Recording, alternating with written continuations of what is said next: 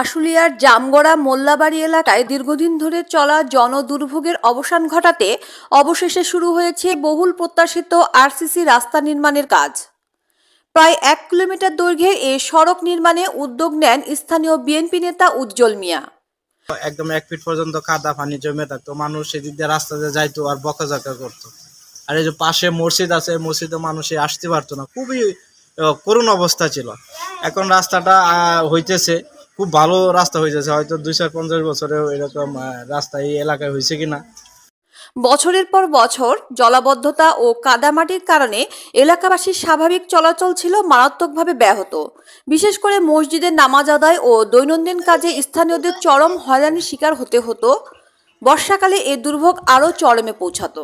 তারা হওয়ানে আমাদের এই এলাকাবাসী সবারই ভালো হয়েছে। আগে যে রাস্তা ছিল সেই রাস্তা আমরা চলাফেরা করা খুবই কষ্টজনক হয়েছে, কিন্তু এখন আমরা অনেক শান্তিতে বসবাস করতে পারবো, পানি টানি থাকবে না। আমাদের এই রাস্তাটা হওয়ানে অনেক উপকার হয়েছে। পরিস্থিতি বিবেচনায় বিএনপি নেতা উজ্জ্বল মিয়া স্থানীয় মানুষের সঙ্গে কথা বলে প্রয়োজনীয় উদ্যোগ গ্রহণ করেন। তার প্রচেষ্টায় এলজিইডির অর্থায়নে আনুষ্ঠানিকভাবে শুরু হয় আরসিসি রাস্তা নির্মাণের কাজ শুরু হওয়ার স্বস্তি প্রকাশ করেছেন এলাকাবাসী। রাস্তাটা আগে মনে করেন 20 টাকা হইলে তো আমরা 11 পানি পাই যেত, অসুবিধা কষ্ট। তার কাছে মনে করি একবার উঁচু করে আবার উঁচু করে যাওয়া লাগছে, এই আবর্জনা আছিল। আলহামদুলিল্লাহ খুবই ভালো, খুবই সুন্দর।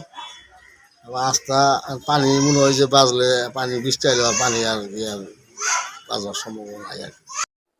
এলাকাবাসীর প্রত্যাশা, রাস্তা নির্মাণ সম্পন্ন হলে আশুলিয়ার এই অঞ্চলে যাতায়াত ব্যবস্থা বদলে যাবে এবং সাধারণ মানুষের জীবনযাত্রা হবে আরও স্বচ্ছন্দ। অনেকেই এই রাস্তা নিয়ে অনেকেই দুর্ভোগের মধ্যে ছিল।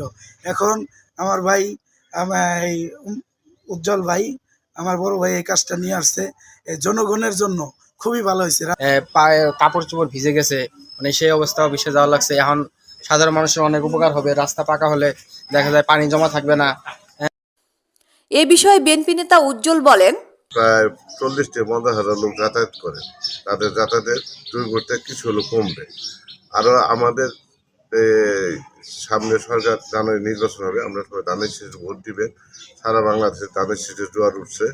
এই রাস্তা আর সাভার আসলে একটা আধুনিক মডেল হবে। আমরা এটা চাই, কারণ রাস্তাঘাট উন্নয়ন হবে, এইটা